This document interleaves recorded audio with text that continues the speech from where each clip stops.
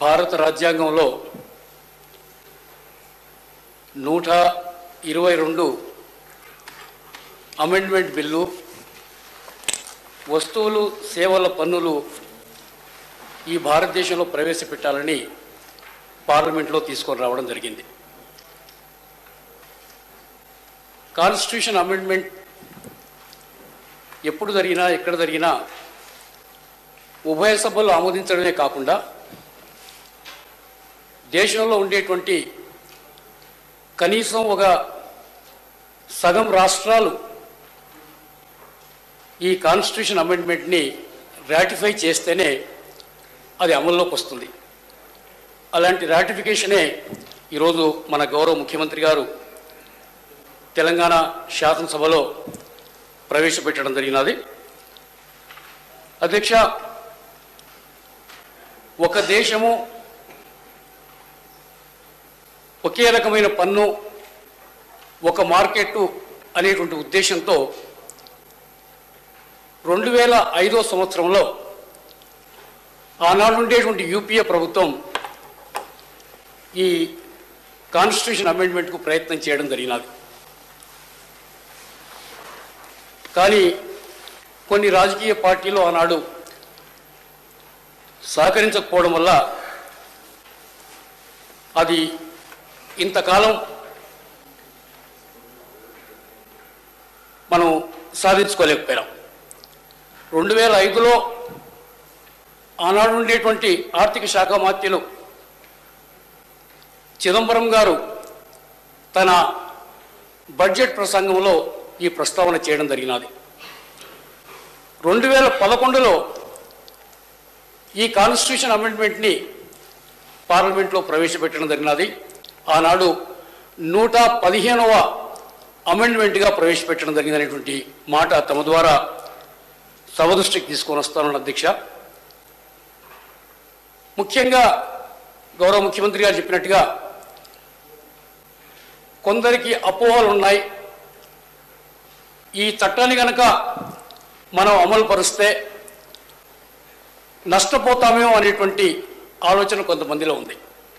ముఖ్యంగా ఈరోజు ప్రధానమంత్రిగా ఉండేటువంటి గౌరవనీయులు నరేంద్ర మోడీ గారు కూడా గుజరాత్ ముఖ్యమంత్రిగా ఉండేటప్పుడు ఈ రాజ్యాంగ సవరణని వ్యతిరేకించడం జరిగిందనేటువంటి మాట కూడా మీతో నేను సవినీయంగా మనవి చేస్తూ ఉన్నాను.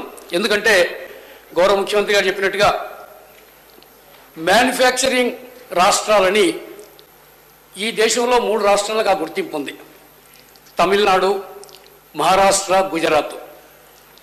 ఈ 3 రాష్ట్రాలు కూడా ఉత్పాదక రాష్ట్రాలుగా ఈ రాజ్యాంగ సవరణని జిఎస్టీని ఆమోదిస్తే మేము ఎక్కువగా నష్టపోతాం అనేటువంటి ఆలోచన ఆ రోజు గౌరవనీయులు నరేంద్ర మోడీ గారికి ఉండడం వల్లనే వారు దాన్ని వ్యతిరేకించడం జరిగింది. కానీ తర్వాత వారే ప్రధానమంత్రి కావడం, ఈరోజు ఇదే ఈ కాన్స్టిట్యూషన్ అమెండ్మెంట్లో ఈ జిఎస్టీలో గౌరవ ముఖ్యమంత్రి గారు తెలియపరిచినట్టుగా సభకి ఏ రాష్ట్రాలు అయితే నష్టపోతా ఉన్నాయో ఆ నష్టాన్ని మేము 5 సంవత్సరాల వరకు భర్తీ చేస్తామనేటువంటి వాగ్దానం ఇవాళ కేంద్ర ప్రభుత్వం చేయడం జరిగింది. కాబట్టి ఈ బిల్లును ఆమోదించడానికి సిద్ధమయ్యారు.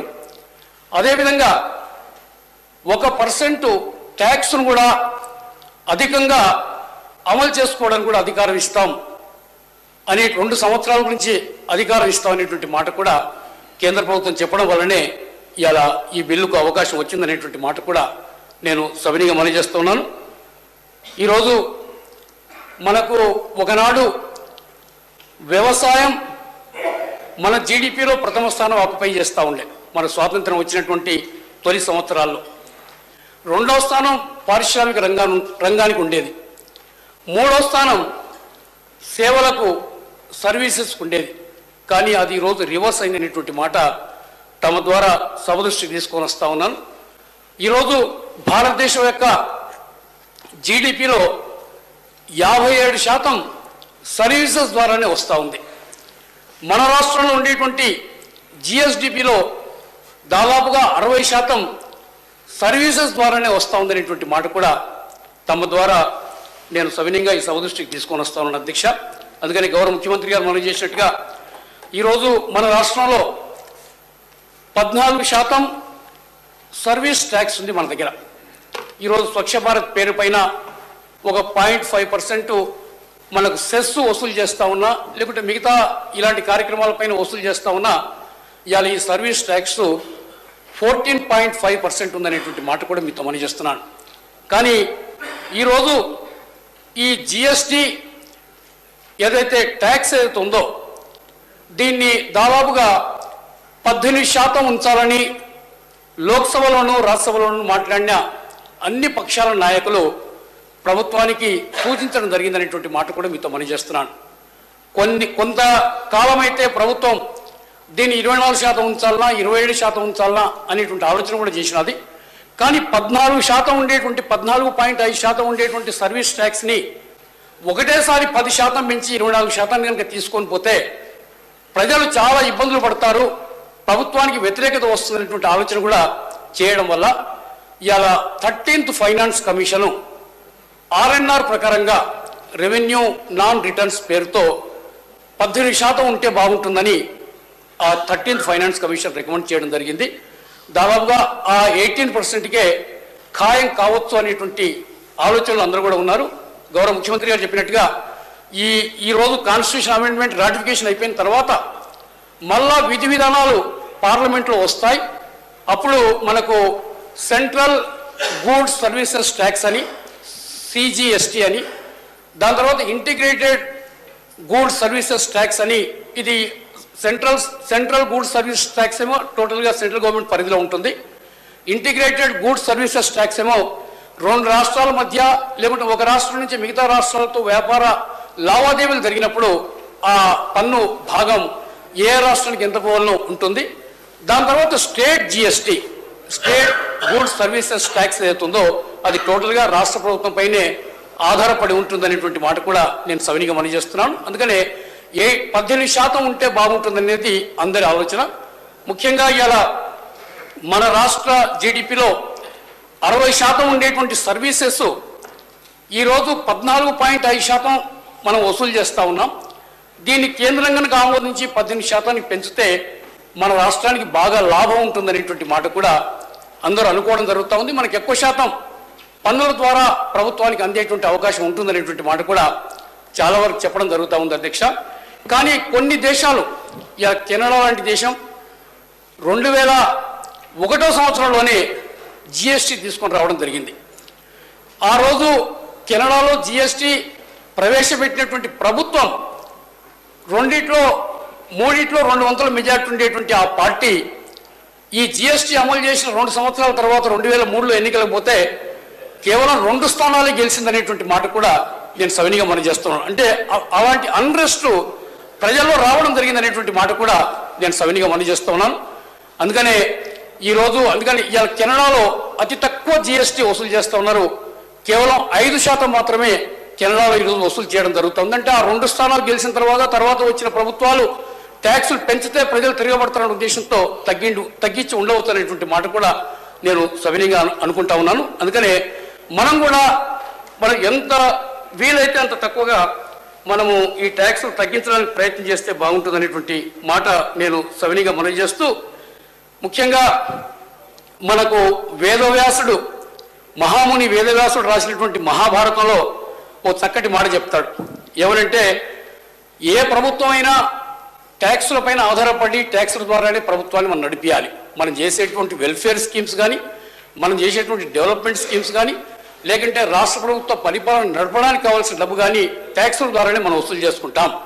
కానీ ఈ ట్యాక్సులు ఎలా ఉండాలంటే వేదవ్యాసుడు గారు ఆయన చెప్పినటువంటి మహాభారతంలో ఏం చెప్తారంటే ఈ ట్యాక్సులు ప్రజలకు ఇబ్బంది కలగకుండా ఉండాలి. అది ఏ విధంగా ఆయన ఉదాహరిస్తారంటే తేనెటీగలు ఏదైతే పుష్పాల్లో ఉండేటువంటి మకరందాన్ని స్వీకరిస్తాయో పుష్పానికి ఇబ్బంది కలగకుండా ఆ మకరందాన్ని సేకరించి తేనె తయారు చేసుకున్నట్టుగానే ప్రభుత్వాలు ప్రజలపైన తక్కువ పన్నులు వేసి ప్రభుత్వాన్ని చక్కగా నడపడానికి ప్రయత్నం చేస్తే బాగుంటుంది అనేటువంటి మాట వేదవ్యాసుడు చెప్పడం జరుగుతూ ఉందనేటువంటి మాట కూడా నేను సవినీగా మనం చేస్తున్నాను. అదేవిధంగా గొప్ప ఆర్థికవేత్త అయినటువంటి అర్థశాస్త్రం రాసినటువంటి కౌటిల్య కూడా, చాణక్య, కౌటిల్య అన్ని పేర్లు వారివే. మనం విధించేటువంటి పన్నులు ప్రజలకు బాధ కలిగించొద్దనేటువంటి మాట దాదాపుగా 2000 సంవత్సరాల క్రితమే చాణక్యుడు కౌటిల్యుడు చెప్పడం జరిగిందనేటువంటి మాట కూడా నేను సవినీగా మనవి చేస్తున్నాను. అందుకని మనది ఈరోజు డెవలప్ అవుతున్నటువంటి దేశం, ఇలా ధనవంతమైనటువంటి దేశాలే, ఇలా కెనడా లాంటి దేశమే ఈ ట్యాక్సులు తగ్గించేటువంటి ప్రయత్నం చేస్తూ ఉంది. మనలాంటి ఈరోజు డెవలప్ చెందడానికి సిద్ధంగా ఉండేటువంటి దేశం ఇంకా తక్కువగా ట్యాక్స్ వసూలు చేస్తే బాగుంటుందనేటువంటి మాట కూడా సవినయంగా ఈ సభ ద్వారా నేను అందరి దృష్టికి తీసుకొని రాదలుచుకున్నటువంటి మాట కూడా మీతో మనవి చేస్తున్నాను. అందుకని ఈ జిఎస్టీ బిల్ తీసుకొని రావడం వల్ల కొన్ని వస్తువుల ధరలు తగ్గుతూ ఉన్నాయి, కొన్ని వస్తువుల ధరలు పెరుగుతాయనేటువంటి మాట కూడా చెప్పడం జరుగుతూ ఉంది. ముఖ్యంగా కార్ల ధరలు తగ్గుతాయనేటువంటి మాట మనం వింటా ఉన్నాం, కొన్ని లగ్జరీ ఐటమ్స్ ధరలు తగ్గుతాయనేటువంటి మాట మనం వింటా ఉన్నాం. ప్రభుత్వాలు ఏమైనా బీదవాళ్ళ సంక్షేమం గురించి పాటుపడాలి కానీ ధనవంతుల సంక్షేమం గురించి కాదనేటువంటి మాట తప్పక వారి దృష్టిలో ఉంచుకోవాల్సినటువంటి అవసరం ఉందనేటువంటి మాట కూడా మీతో మనవి చేస్తున్నాను. దాని తర్వాత కొన్ని మనకు ఈరోజు లిక్కర్ ఉంది, దాని తర్వాత టొబాకో ఉంది. ఇలాంటివి మనకు అంటే ఇవి మంచి వస్తువులు కాదనేటువంటి మాట కూడా మనం ఈ బిల్లులో పొందుపరచడం జరిగినది.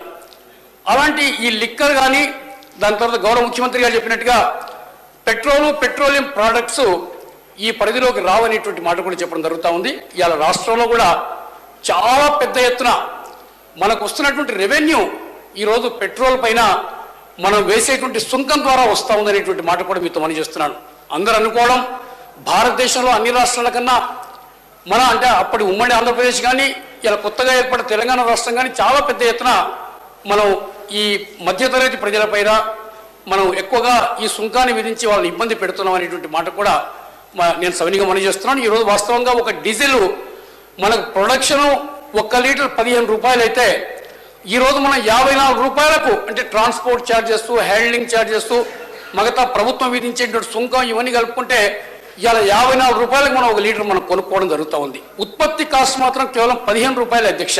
అంత తక్కువగా ఇలా మనకు డీజిల్ క్రూడ్ రేట్స్ ఉన్నాయనేటువంటి మాట కూడా మీతో మనవి చేస్తున్నాను. అందుకని అవకాశం ఉంటే రాష్ట్ర పరిధిలోనే పెట్రోలియం ప్రోడక్ట్స్ ఉన్నాయి కాబట్టి మధ్యతరగతి కుటుంబీకులు ఎక్కువగా ఈ వాహనాలకు వాడేటువంటి ఇంధనం లేకుంటే రైతులు వాడేటువంటి ఈ ట్రాక్టర్లకు కానీ మోటార్లకు కానీ వాడేటువంటి ఈ ఇంధనాన్ని ధర తగ్గించుకుంటే బాగుంటుంది అనేటువంటి మాట కూడా నేను సవినీగా మనవి చేస్తున్నాను. లిక్కర్ మీరు ఎంత పెంచినా తప్పు లేదు అధ్యక్ష. ఎందుకంటే లిక్కర్ కానీ టొబాకో కానీ దీనివల్ల సమాజంలో కొన్ని చెడు పరిణామాలు మనం చూస్తూ ఉన్నాం. ఇలా నేర ప్రవృత్తి పెరగడానికి లిక్కర్ కన్జంప్షన్ పెరగడమే అది ఒక కోరిలేషన్ మనం చూస్తూ ఉన్నాం అనేటువంటి మాట కూడా నేను సవినీగా మనవి చేస్తూ ఉన్నాను. అందుకని రాష్ట్ర పరిధిలో ఉండేటువంటి ఈ లిక్కర్ కానీ దాని తర్వాత ఈ పెట్రోలియం ప్రోడక్ట్స్ కానీ మీరు మీకు అధికారం ఉంది కాబట్టి దాన్ని మీకు ఎగ్జామ్ చేశారు కాబట్టి దాన్ని మీరు ఈ డీజిల్ పెట్రోల్ పైన తగ్గించుకొని లిక్కర్ పైన పెంచి టొబాకో పైన పెంచినా కూడా తప్పు లేదు. అంటే టొబాకోకు మనకు స్టేట్ ట్యాక్స్ ఉంది, దాని తర్వాత సెంట్రల్ ట్యాక్స్ రెండు కూడా ఉన్నాయనేటువంటి మాట కూడా నేను సవినీగా మనవి చేస్తున్నాను. అందుకనే ఇలాంటి ఈ అంటే ఇప్పుడు పెద్దగా మనం దీనిపైన ఎక్కువగా చర్చించినా కూడా మనము దీన్ని ఏదో మారుస్తామో దీన్ని ఏదో చేస్తాం అనేటువంటి ఉద్దేశం నాది కాదు. కానీ ఉండేటువంటి కాంగ్రెస్ పార్టీ తరఫున పార్లమెంట్లో చాలా గొప్ప వాళ్ళు, చిదంబరం గారు లాంటి వాళ్ళు, వీరప్ప మొయిలీ గారు లాంటి వాళ్ళు, అదే మాదిరిగా మన సీతారాం యేచూరి గారు సిపిఎం పార్టీ తరఫున వాళ్ళందరూ కూడా చాలా పెద్దవాళ్ళు, అంటే ఎంతో అనుభవం ఉండేటువంటి నాయకులు ఎన్నో విషయాలు చెప్పడం జరిగినది. ఈరోజు మా వంతుగా ఇక్కడ తెలంగాణ కాంగ్రెస్ పార్టీ తరఫున నాకు మాట్లాడే అవకాశం వచ్చినటువంటి సందర్భంలో ఈ ఉండేటువంటి మన పరిధి వరకు మనం ఏదైతే ఈ కాన్స్టిట్యూషన్ ఆబ్లిగేషన్ని మనం పూర్తి చేసే ప్రయత్నం చేస్తూ ఉన్నామో మనం పంపేటప్పుడు కూడా ఈ సభ్యులు చేసినటువంటి కొన్ని మంచి సూచనల్ని మనం అటు కేంద్రానికి పార్లమెంటుకు మనం పంపించగలిగితే ఫైనల్ బిల్లులో ఇవన్నీ కూడా పొందుపరచడానికి అవకాశం ఉంటుందనేటువంటి మాట కూడా నేను సవినీయంగా మనవి చేస్తూ అంటే నా ఉద్దేశంలో ఈ బిల్లు ద్వారా అంటే గతంలో మనకు ఎన్నో మల్టిపుల్ ట్యాక్సేషన్ ఉండేది. ఆక్ట్రాయ్ కానీ, ఎంట్రీ ట్యాక్స్ కానీ, కమర్షియల్ ట్యాక్స్ కానీ అవన్నీ పోయి అంటే మనకు ఇన్ని మల్టిపుల్ ట్యాక్సెస్ని అమలు చేయడం కానీ వసూలు చేసుకోవడం కానీ మనకు ఉండేటువంటి వ్యవస్థ సరిపోయినటువంటి సందర్భంలో ఇవాళ దేశం మొత్తం ఒకటే తరహా పన్ను రావడం, దేశం మొత్తం ఒకటే మార్కెట్ కావడం, ఈ సరళీకృతమైనటువంటి విధానాన్ని ప్రవేశపెట్టడం వల్ల పన్నుల ఎగవేత చాలా వరకు తగ్గుతుంది. ఎవరైతే ఇలా ప్రభుత్వ సేవలు కానీ లేకపోతే వస్తువులు అమ్ముకున్నప్పుడు కానీ ఆ కట్టేటువంటి ట్యాక్స్ ద్వారా ప్రభుత్వానికి ఎక్కువ డబ్బు కనుక చేరుకోగలిగితే మనకు ప్రభుత్వం కూడా ఎక్కువ పనులు చేయడానికి అవకాశం ఉంటుందనేటువంటి మాట కూడా నేను సవినీగా మనం చేస్తున్నాను. ఇవాళ తెలంగాణ ప్రభుత్వంలో ఏదైతే మనం చూస్తూ ఉన్నామో సంక్షేమము, దాని తర్వాత అభివృద్ధి కార్యక్రమాలు, ఈరోజు అంటే మనం బడ్జెట్ సమావేశాల్లో అసెంబ్లీలలో ప్రతి శాసనసభ్యుడు ప్రతి డిమాండ్ పైన మాట్లాడి మనం పాస్ చేసేటువంటి డిమాండ్స్లో మనకు అమలుకు వచ్చే వరకల్లా చాలా మార్పులు జరుగుతూ ఉన్నటువంటి బాధ చాలా మందికి ఉందనేటువంటి మాట కూడా నేను సవినీగా మనం చేస్తూ ఉన్నాను. అందుకని ఏదైతే పార్లమెంట్ మనం ఈరోజు ఈ బడ్జెట్ ఆమోదం తెలిపి ప్రభుత్వానికి అధికారం ఇస్తున్నామో అవి ఖర్చు పెట్టి ఈ రాష్ట్ర అభివృద్ధికి రాష్ట్ర సంక్షేమానికి పాటుకోవాలనేటువంటి మాట. ఇలా మనకు ఉండేటువంటి అప్పులు కూడా చాలా పెరిగినాయి. అంటే దాదాపు 33,000 కోట్లు మనం అప్పులు తీసుకోవడం జరిగింది. అందుకని ఇప్పటికైనా మనకు జిఎస్టీ ద్వారా జిఎస్టీ పైన మనకు ఎక్కువగా ఇప్పుడు ఈ రోజు ఆదాయం వచ్చే అవకాశం రాష్ట్రానికి ఉంది. కాబట్టి కనీసం భవిష్యత్తులోనైనా ఈ కొత్తగా ఏర్పడిన తెలంగాణ రాష్ట్ర ప్రజలపైన అప్పుల భారాన్ని ఎక్కువగా మోపకుండా మనకు వచ్చేటువంటి ట్యాక్సెస్ ని సరిగా వసూలు చేసుకొని వాటిని కూడా సక్రమంగా ఖర్చు పెట్టి సంక్షేమం అభివృద్ధి రెండు కళ్ళ మాదిరిగా ఈ ప్రభుత్వం ముందుకు పోవాలని తమ